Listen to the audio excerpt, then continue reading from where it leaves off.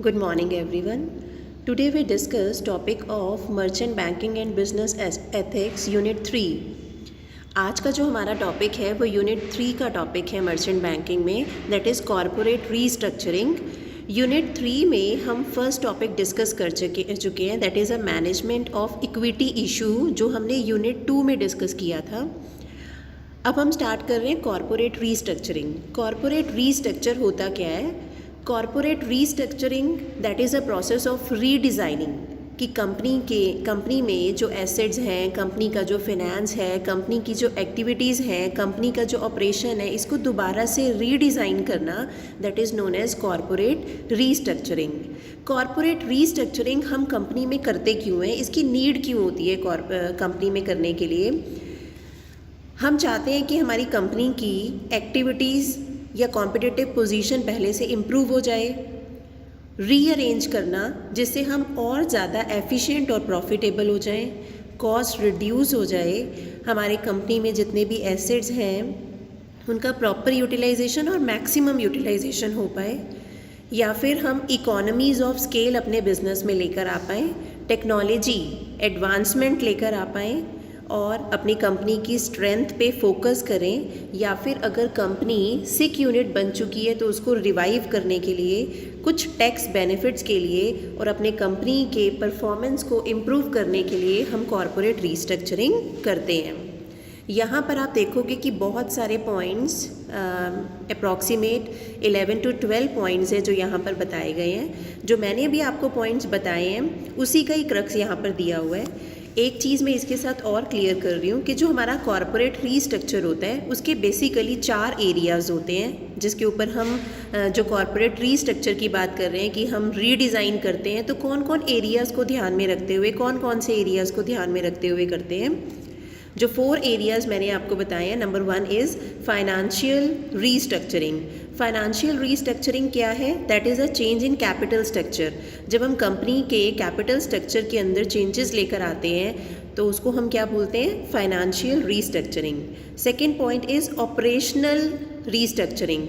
Operations का मतलब क्या है? That related to activities. Activities कौन सी? कि आप जो भी कंपनी में काम कर रहे हैं, जो भी बिज़नेस में काम कर रहे हैं, जिस तरह का प्रोडक्ट बना रहे हैं या जिस तरह से उस प्रोडक्ट की मार्केटिंग कर रहे हैं, आपने क्या किया कि प्रोडक्ट डिज़ाइन में चेंजेस ले आए, आप प्रोडक्ट रेंज में चेंजेस ले आए, आप मार्केटिंग स्ट्रैटेजीज़ में चेंजेस लेकर आ रहे हो, तो ये सब एक्टिविटीज़ किस में आती हैं? ऑपरेशनल एक्टिविटीज़ में, that is known as operational restructuring. Clear? 2 areas मैंने अभी आपको बताए, number 1 is financial and second 1 is operational. Number 3 is managerial restructuring. Managerial restructuring का मतलब क्या है कि जो टॉप मैनेजमेंट है उसके अंदर चेंजेस लेकर आना। For example replacement of CEO। जो भी CEO है, अगर आपकी एक्सपेक्टेशन के अकॉर्डिंग कंपनी में काम नहीं हो रहा है तो वहाँ पर हम क्या करते हैं? मैनेजीरियल पोजीशन में कुछ ना कुछ चेंजेस लेकर आते हैं, that is known as managerial restructuring. And last one is asset restructuring. Asset restructuring का मतलब कि कुछ न्यू इन्वेस्टमेंट्स आपने की, चाहे वो प्लांट एंड मशीनरी से रिलेटेड है या टेक्नोलॉजिकल एडवांसमेंट है, इस तरह के जो चेंजेस हम लेकर आते हैं that is known as asset restructuring. Clear? तो 4 ब्रॉड एरियाज़ मैंने आपको बताए। Number 1 is financial restructuring and second 1 is operational restructuring, next is managerial restructuring and next is asset restructuring. ये पॉइंट्स यहाँ पर नोट डाउन नहीं है, बट आप नोट्स बनाते टाइम इन पॉइंट्स को भी नोट डाउन करेंगे। और यहाँ पर need, importance of corporate restructuring, इसमें आप इन सब पॉइंट्स को कैरी ऑन करेंगे। इन पॉइंट में अगर आपको कोई प्रॉब्लम लगती है एक्सप्लेन करते टाइम पर तो आप ग्रुप में डालेंगे, मैं उसकी एक्सप्लेनेशन आपको सेंड करूँगी। अब जो कॉरपोरेट रीस्ट्रक्चर है उसके कुछ फॉर्म्स हैं कि कॉरपोरेट रीस्ट्रक्चर होता कैसे है, जिसमें कुछ पॉइंट्स दिए गए हैं एक्सपेंशन के और कुछ पॉइंट्स दिए गए हैं कॉन्ट्रैक्शन के। एक्सपेंशन में फर्स्ट पॉइंट क्या आता है? Merger and acquisition. 1 बाय 1 हम ये सब डिस्कस करेंगे। First is merger.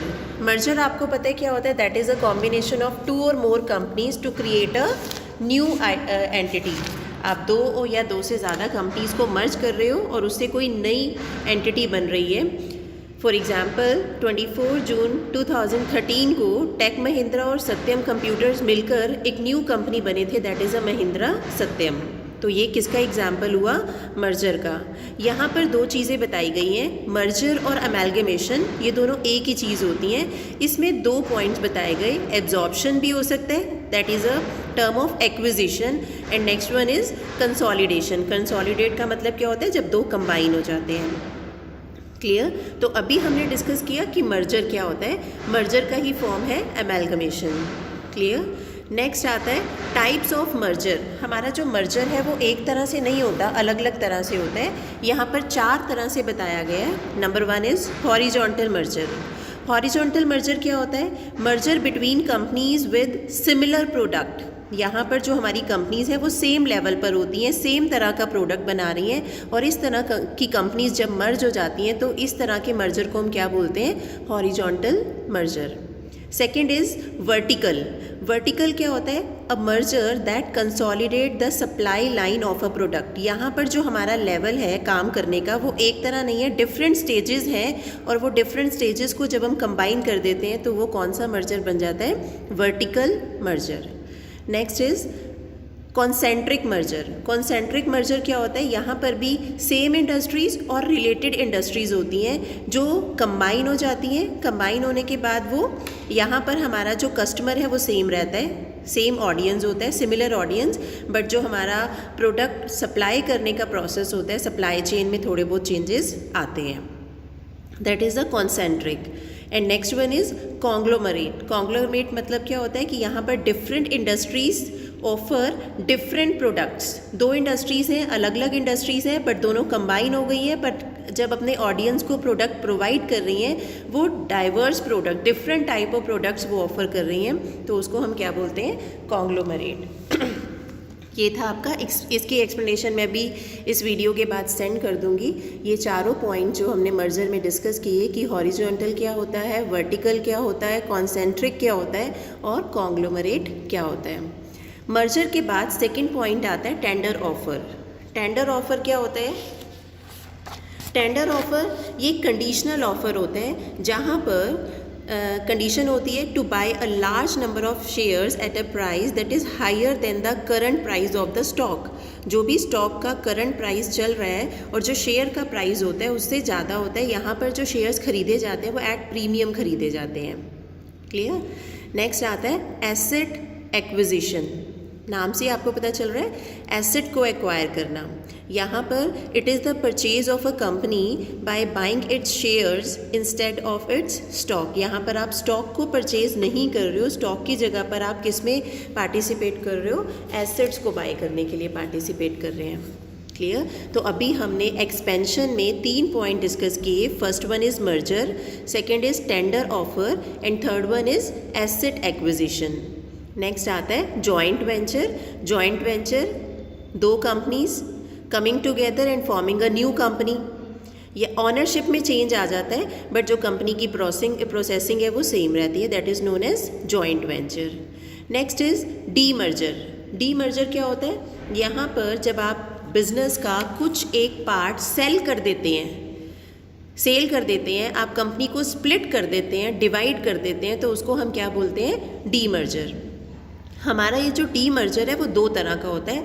एक तो होता है कि आपने कंपनी का कुछ पार्ट बेचा और उसके बदले में आपको कैश मिल गया। क्लियर? नेक्स्ट पॉइंट आता है कि जब आपने कंपनी को बेचा आपको कैश नहीं मिला, आपने उसमें कुछ ऑनरशिप राइट्स रख लिए, तो उसको हम क्या बोलेंगे? यहाँ पर अब मर्जर 2 तरह से है, where involves cash and second one does not involve cash. जहाँ पर कैश इन्वॉल्व होता है कि हमने कंपनी के कुछ पार्ट को बेच दिया और उसके बदले में हमें पैसा मिल गया, तो इसका ही दूसरा नाम क्या आता है? डाइवेस्चर। अभी नेक्स्ट पॉइंट आएगा कि डाइवेस्चर क्या होता है। मैंने डी मर्जर में ही आपको क्लियर कर दिया कि डी मर्जर में स्प्लिट और selling of a part of business. ये जब आपने सेल किया तो आपके पास कैश आ भी सकता है और कैश नहीं भी आ सकता। अगर कैश आपके पास आ रहा है, आप कैश को रिसीव कर रहे हैं, तो वो कौन सा पार्ट आ गया आपका? डाइवेस्चर का।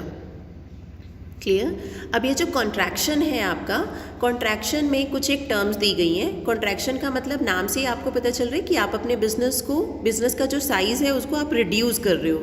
एक्सपेंशन में जो पॉइंट्स हमने पढ़े उसमें क्या था कि आप अपने बिजनेस को एक्सपेंड कर रहे हो, डाइवर्सिफाई कर रहे हो।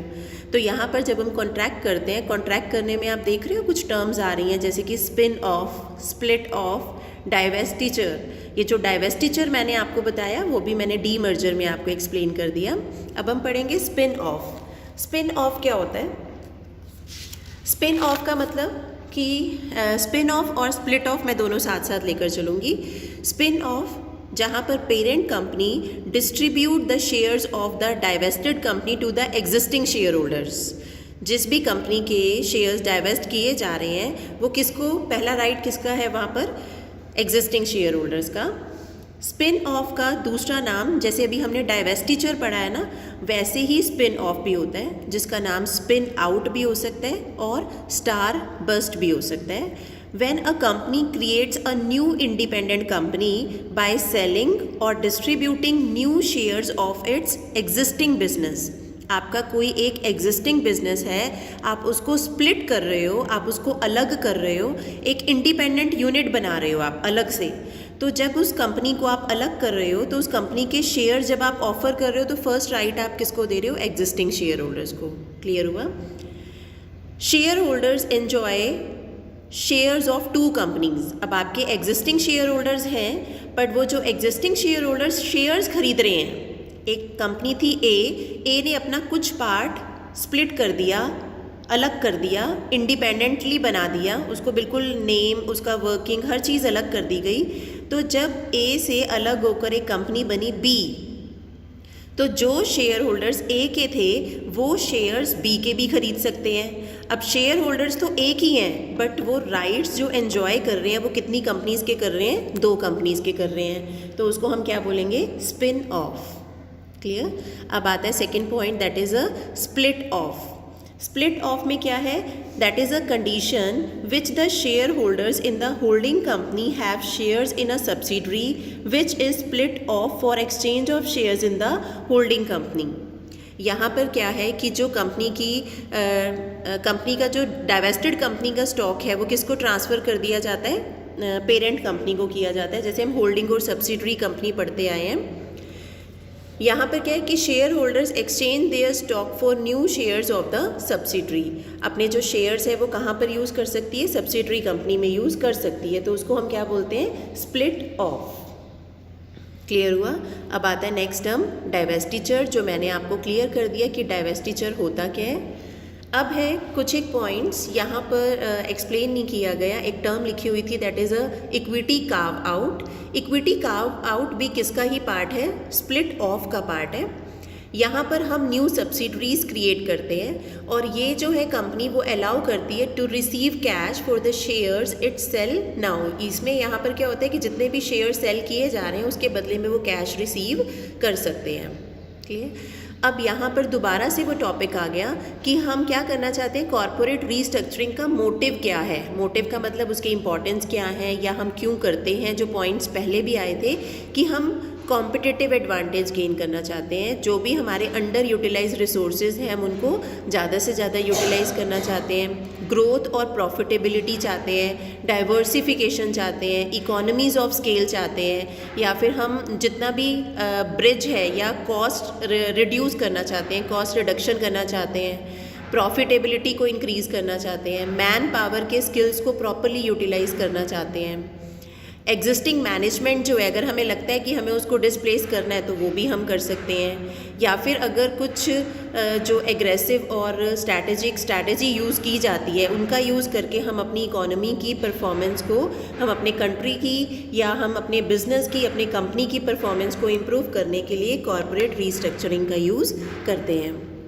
तो आज का हमारा टॉपिक मर्चेंट बैंकिंग में यूनिट 3 का टॉपिक था कॉरपोरेट रीस्ट्रक्चरिंग, जिसमें हमने पढ़ा कि कॉरपोरेट रीस्ट्रक्चर होता क्या है या इसकी रिक्वायरमेंट क्यों पड़ती है, कॉरपोरेट रीस्ट्रक्चर जो किया जाता है वो किस किस तरह से किया जा सकता है, और फिर कॉरपोरेट रीस्ट्रक्चरिंग के टाइप्स क्या हैं, जिसको हमने हेड्स में पढ़ा, एक्सपेंशन के कुछ टाइप्स और कॉन्ट्रैक्शन के कुछ टाइप्स, और फिर लास्ट में हमने पढ़ा कि इसकी इम्पोर्टेंस क्या है।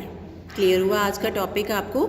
अगर इस टॉपिक में कोई भी डाउट आता है तो आप मैसेज करके आप अपने डाउट्स क्लियर कर सकते हैं। Thank you.